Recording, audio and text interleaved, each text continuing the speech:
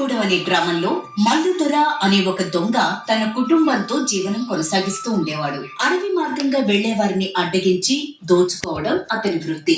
దొంగలించే సమయంలో ఎదురు తిరిగితే ప్రాణాలు తీయడానికి కూడా వెనుకాడడు. అలా ఉండగా ఓ రోజు అతని భార్య వరాలమ్మ, ఏంటి ఇంకా బయలుదేరలేదు? ఎప్పుడు వెళ్తావు? త్వరగా వెళ్ళు, పాఠశాల వచ్చే సమయం అయింది. మళ్ళీ మధ్యాహ్నం అయితే ఎవరు రారు. ఇప్పటికే నేటి 3 రోజులు అయింది. అవి ఎంత లేవే, 3 రోజులేగా అయింది. దొంగతనం అంటే ఆసామాసిగా ఉందా ఏంటి నీకు? మనం తొందరపడి వెళ్ళకూడదు. పూర్వం మనం దొంగతనం చేసిన విషయం ఊర్లో తెలిసి జనాలు అటుగా రావడానికి భయపడి జాగ్రత్త పడతారు. కొంత సమయం తీసుకుని ఆ సంఘటన మర్చిపోయిన తర్వాత మళ్ళీ వస్తారు. అదని చూసి దొంగతనం చెయ్యాలా? నేనేగా చెప్పా ఈ రోజు వెళ్తానని. కొంచెం ఏదైనా తినడానికి ముందు సర్దు. అన్ని సిద్ధంగానే ఉన్నాయి. నువ్వు బయలుదేరటమే ఆలస్యం. ఇదిగో భోజనం తీసుకుని బయలుదేరు.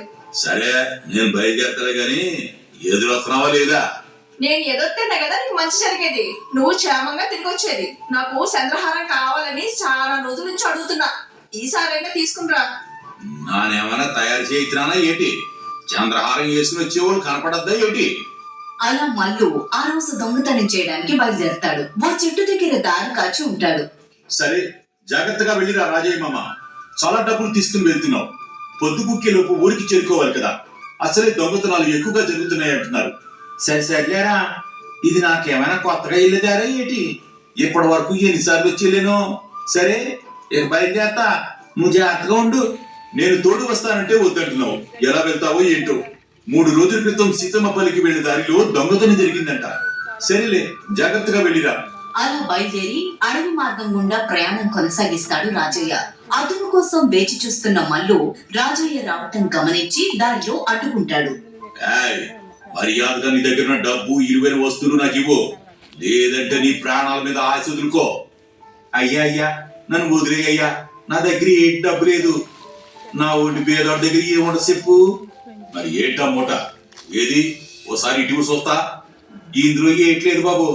దారిలో తినడానికి కొంచెం ఆహారం తీసుకెళ్తున్నానంటే, అంతకు మించి ఏం లేదు. అది సరే, నేను అడిగేది నీ బొడ్డు లోపల దాచిన సంచి గురించి. అక్కడ ఎత్తుగా కనపడుతుందిగా, అది నేను అడిగేది. నీ ఆహారం ఎవరికి కావాలి? నాకు కావాల్సింది డబ్బు, అంతే. ఇందులో ఏం లేదు బాబు, నేను చెప్తున్నాగా, నన్ను వదిలేయి. నీకు మర్యాదగా చెప్తే మాట వినేటట్లేవు. నీ అంతటి నువ్వు ఇచ్చేటట్లేవు. అలా మల్లు రాజయ్య దగ్గర ఉన్న డబ్బు సంచిని లాక్కుంటాడు. ఏంరా, అన్ని అబద్ధాలు ఆడుతున్నావు? ఏమీ లేదన్నావు. ఇందులో ఎంత డబ్బు పెట్టుకునేస్తున్నావు? పైగా పేదవాడిని వదిలేయమంటావా? ఒక్క పోటు పొడిచాననుకో ఇంకేం ఉండదు. అయ్యా అయ్యా అయ్యా, నేను చెప్పేదేనండి అయ్యా. నా బిడ్డ పెళ్లి కోసం పక్క ఊరి పెద్దల దగ్గర అప్పుగా తీసుకుని వస్తానయ్యా. ఈ డబ్బు తీసుకెళ్ళకపోతే నా కూతురి పెళ్లి ఆగిపోద్ది బాబు. దయచేసి నన్ను ఇడిచిపెట్టు. మళ్ళీ అదొక అబద్ధమా? నీ కూతురి పెళ్లి అంటే నేను కరిగిపోయింది నువ్వు వదిలేస్తాను అనుకున్నావా ఏంటి? అవన్నీ నా దగ్గర కుదరదు. మాట్లాడకుండా ఇక్కడి నుంచి వెళ్తావా లేదా? నాకు కత్తి పని చెప్పమంటావా? అయ్యా అయ్యా అయ్యా, దయచేసి డబ్బు తిరిగి ఇవ్వండి అయ్యా, లేదంటే మా కుటుంబం ఈది పాలవుద్దయ్యా. నువ్వు చెప్తే వినేటట్లేవు. ఇక లాభం లేదు. నీకు కత్తితోనే సమాధానం చెప్పాల్సిందే. అలా మల్లు కత్తి తీసుకుని బెదిరిస్తాడు. దానికి భయపడిన రాజయ్య ఇంకా డబ్బు ప్రస్తావన తీసుకురాకుండా అక్కడి నుంచి వెళ్ళిపోతాడు. మల్లు తిరిగి ఇంటికి బయలుదేరతాడు. ఏరా మల్లు, ఈ రోజు అడవికి వెళ్ళి వస్తున్నావా? బాగానే దక్కినట్టుంది ఈ రోజు నీకు. అవునానా, ఈ రోజు బాగానే దక్కింది. ఎవడో కూతురి పెళ్లి చెయ్యాలంటూ డబ్బు అట్టుకుపోతూ నాకు సిక్కాడు. ఎందుకురా వాళ్ళ ఉసురు పోసుకుంటావు? కూతురి పెళ్లి కోసం తీసుకెళ్లే డబ్బు నువ్వు దోచుకున్నావు. ఎంత పాపంగా నీకది. నువ్వు నాకు ఈ విద్య నేర్పినప్పుడు పాపం అనిపించలేదా ఏంటి? నువ్వు దొంగగా దోచుకున్నప్పుడు పాపం అనిపించలేదా? ఇప్పుడు వచ్చి నాకు నీతులు చెప్తున్నావు. సర్లే, వెళ్ళిపోయి చూసుకో. నేను పశ్చాత్తాప పడుతున్నాను కాబట్టి ఇవన్నీ ఆపేశానురా. అందుకే నిన్ను కూడా ఈ పాపపు పని నుండి తప్పుకోమనేది. నీకున్న దానితో కొంత భూమి తీసుకుని వ్యవసాయం చేసుకోవచ్చుగా. ఇంకా ఎందుకు ఈ అత్యాశ నీకు? నేను చెప్పాల్సింది చెప్పాను, ఆ తర్వాత నీ ఇష్టం. ఈ నీతి కబుర్ని ఓపిగా నాకు లేదు. ఏక నేను వెళ్తున్నాను. అలా తండ్రి చెప్పిన మాటలు పెడచెవిన పెట్టిన మల్లు ఇంటికి వెళ్తాడు. ఏదో వరం, ఇదిగో ఇందులో చాలా డబ్బు ఉంది. ఒక వారం వరకు మళ్ళీ వెళ్ళమని అడగద్దు ఇంకా. అది సరే గాని ఏటంటా మీ నాన్న దారి కాసి అడుగుతున్నాడు. ఏమైనా డబ్బు అడుగుతున్నాడా ఏంటి? అదేం లేదే. ఇక ఈ దొంగతనాలు మానేమంటాడు, ఇలా చేయడం పాపం అన్నాడు. ఇప్పుడేగా తిన్నాడు, అది అడిగేదాకా అవుతాడులే. అవన్నీ నువ్వు పట్టించుకోకు. పిల్లలకి ఏమైనా తీసుకొచ్చావా లేదా?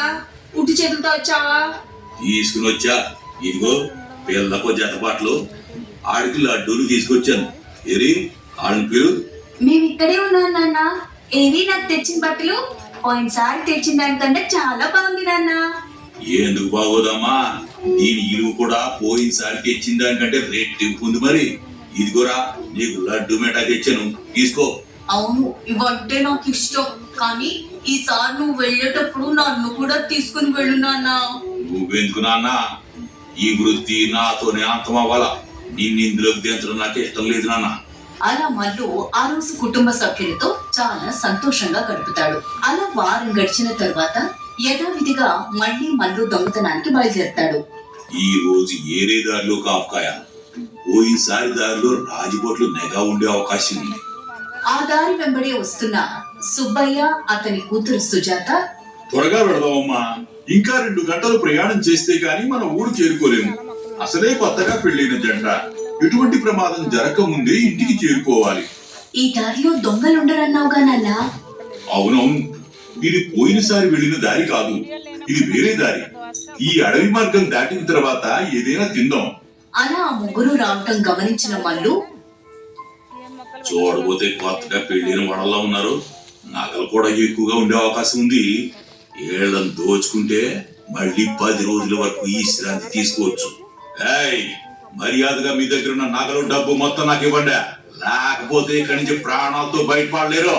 చూడు బాబు, వీళ్ళు నూతన వధూవరులు, 2 రోజుల క్రితమే వివాహం అయింది. ఇదిగో మా దగ్గర ఉన్న డబ్బు, ఇవి తీసుకుని మమ్మల్ని విడిచిపెట్టు. మేము ఈ విషయం ఎవరితోనూ చెప్పం. నేను నీకు ఎలా కనిపిస్తున్నానో, అల్లా తప్ప దొంగ అనుకున్నావా ఏంటి? మర్యాదగా మీ దగ్గరున్న నగలు కూడా నాకు ఇవ్వండి, లేదా తెలిసిందేగా ఈ దారిలో ఎంతమంది ప్రాణాలు కోల్పోయారు. ప్రాణభీతుంటే డబ్బు నగలు ఇక్కడ పెట్టాలండి. అయ్యా, ఉన్న నగలు ఈ మూటలో కట్టి పెట్టాం, ఇదిగో ఇవి తీసుకుని మమ్మల్ని మా దారిని పోనీయండి. మరి ఆ మెడలో మంగళసూత్రం, ఆ చంద్రహారం ఎవడెత్తాడో నీ బాబెత్తాడా ఏంటి? అవి కూడా తీసి అక్కడ పెట్టా. అయ్యో దొంగ గారు, ఈ చంద్రహారం మా అమ్మది. మా అమ్మ జ్ఞాపకాలతో నా దగ్గరుంది. దయచేసి దీన్ని మాత్రం ఇవ్వమని అడగండి. ఇటువంటి దయా దాక్షిణ్యాలు మా దొంగలకుంటే ఇక మేము మా వృత్తి చేసినట్లే. మీరు తీసిస్తారా లేదా నన్ను లాక్కు నిలబడ్డారా? మర్యాదగా చెప్తుంటే మీకు అర్థం కావట్లేదా? కొత్తగా పెళ్ళైన అమ్మాయి బాబు, ఆ తాళి తీసి ఇవ్వమనడం భావ్యం కాదు. ఇక మాటలతో చెప్తే ఇరేటట్టు లేవు. ఇక నా కత్తితోనే సమాధానం చెప్తాను. అలా దురుసుగా కత్తి తీసి సుబ్బయ్యను ఒక్క పోటు పొడుస్తాడు మల్లు. సుబ్బయ్య అక్కడికక్కడే మరణిస్తాడు. ఇప్పుడు అర్థమైందా? మీరవిస్తారా లేదా మీకు ఈ గది పట్టించుకుంటారా? ఇక వాళ్ళు తమ ప్రాణభీతితో ఉన్న వస్తువులు తీసి మల్లుకి ఇచ్చి సుబ్బయ్యను తీసుకుని అక్కడి నుంచి వెళ్ళిపోతారు. ఈ జరిగిన సంఘటనంతా చెట్టు మీద ఉన్న పిశాచి గమనిస్తూ ఉంటుంది. ఏయ్ మల్లు, ఈ రోజు బాగానే గిట్టుబాటు అయినట్టుందిగా. ధనం, బంగారంతో పాటు చంద్రహారం కూడా సొంతమైంది. ఇవన్నీ దక్కించుకోవడానికి నిండు ప్రాణాలని కూడా బలిగొన్నావు. నా సంగతి నీకెందుకులే గాని, నువ్వెవరో? నేను ఎటువంటి పిశాచానికి భయపడే రకాన్ని కాదు. నేను భయపెట్టే పిశాచాన్ని కాదు, బుద్ధి చెప్పే పిశాచాన్ని. సరే, ఇవన్నీ ఎందుకులే గాని, ఈ డబ్బు, ఈ హారాలు ఇవన్నీ ఎందుకు దారిని పోయే వాళ్ళ దగ్గర దోచుకుంటున్నావు? ఎందుకంటే నేను నా భార్య బిడ్డలు సుఖంగా జీవించడానికి, మాకు ఎటువంటి ఆర్థిక ఇబ్బందులు లేకుండా ఉండడానికి. ఆహా, నీ భార్య బిడ్డల సుఖ సంతోషాల కోసం ప్రాణాలు తీయడానికి నా వెనకాడవా? వాళ్ళంటే నీకు అంత ఇష్టమా?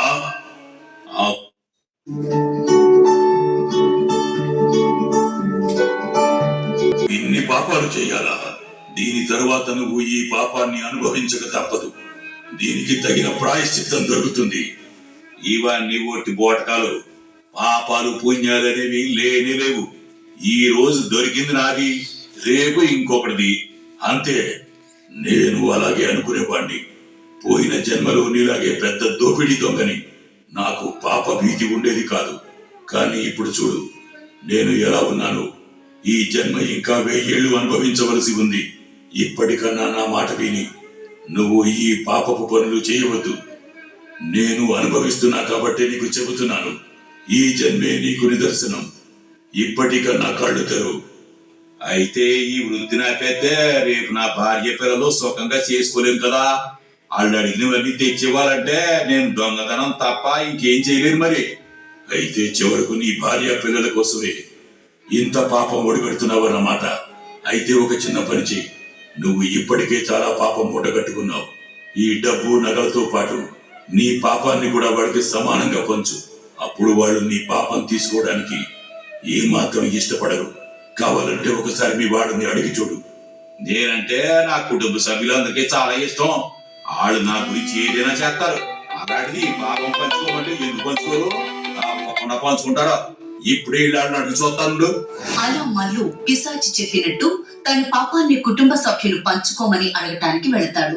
ముందుగా భార్యను అడుగుతాడు. ఇదిగో వరం, నువ్వు అడిగిన చంద్రహారం. ఇదిగో బోల్డ్ అంత డబ్బు. ఇక నేను 4 రోజుల వరకు మళ్ళీ వెళ్లాల్సిన పని లేదు దొంగతనానికి. చాలా బాగుందయ్యా. నేను అప్పటి నుంచి అడుగుతుంది ఈ హారమే. నువ్వు నేను ఏది అడిగినా కాదనకుండా తెస్తావు. నువ్వంటే అందుకే నాకు అంత ఇష్టం. అది సరిగానే నేను నీ కోసం ఇంత చేసి పెడతానా కదా. నా కోసం నువ్వు చిన్న పని చేసి పెడతావా? నీకోసం ఏది చేయమన్నా చేస్తాను. ఇప్పుడు నేను చాలా సంతోషంగా ఉన్నా. ఏం చేయాలో చెప్పు. ఇవన్నీ మీకు తీసుకురావడానికి నేను చాలా పాపమే చేయాల్సి వస్తుంది. ఒక మాటలో చెప్పాలంటే నేను మనిషి ప్రాణాలు తీసి మరీ నీకు ఈ చంద్రహారం పట్టుకొచ్చాను. మరి నాకు చాలా పాపం తగిలింది కదా. దానిలో నువ్వు సగం పాపం తీసుకుంటావా? అదేంటి, పెళ్ళాం ఏది అడిగితే తెచ్చే బాధ్యత మూడిది. అది నువ్వు దొంగతనం చేసి తీసుకొచ్చావా, కష్టపడి తీసుకొచ్చావే నాకు అనవసరం. అంతేగాని చేసిన పాపం అంతా నువ్వు చేసి అందులో సగం పాపం నన్ను పంచుకోమంటే ఎట్టా? అది కుదరని పని. నాకు ఆ పాపం వద్దు. నేను నరకానికి వెళ్ళను. నరకం అంటే ఏంటమ్మా? పాపం అంటే ఏంటి? పాపం అంటే మీ నాన్న చేసే దొంగతనాలు, దారి దోపిడీలు, ఏరియా వాళ్ళ కష్టార్జితం మనం దోసుకోవడాన్ని పాపం అంటారు. ఈ పాపం చెప్తే నరకానికి పోతారు. నరకంలో చాలా కఠినమైన శిక్షలు ఉంటాయి.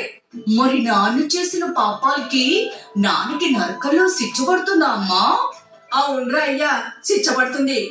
అయితే మీ నాన్న చేసిన పాపంలో కొంత నువ్వంట తీసుకుంటావా? అమ్మో, నేను నరకంలో శిక్ష అనుభవించలేనమ్మా. నా కొద్ది పాపం. చూసావా, నేనే కాదు నీ కడుపుడు పుట్టే బిడ్డ కూడా నీ పాపం పంచుకోవడానికి సిద్ధంగా లేడు. నువ్వు చేసిన పాపం నీకే ఉంటుంది, కానీ ఎవ్వరూ ఆ పాపాన్ని పంచుకోరు. నువ్వు మంచి పని చేసి ఇవన్నీ ఇస్తావంటే మేము వద్దన్నావా? ఇది విన్న మల్లు వెంటనే తిరిగి ఆ పిశాచం దగ్గరికి వెళ్తాడు. ఏం మల్లన్నా, వెంటనే తిరిగి వచ్చావు.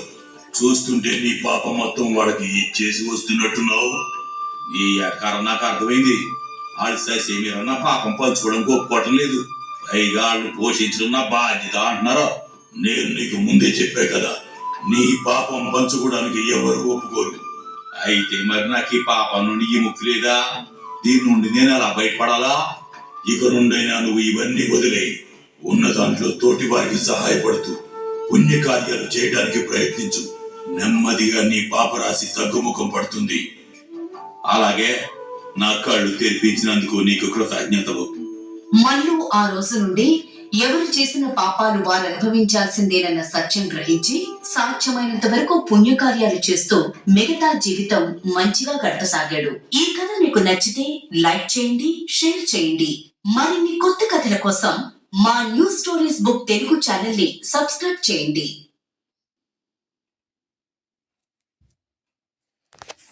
అలా కథలోంచి మనం ముందుకొచ్చాము. ఈ వీడియో చూసి నా గార్డెన్ ఎలా ఉందో సబ్స్క్రైబ్ చేసుకోండి. మీరందరూ కూడా నా వీడియోలు చూస్తుండండి. కృపా హోమ్ అండి. నా పేరు భాను. ఉంటానండి మరి. బాయ్.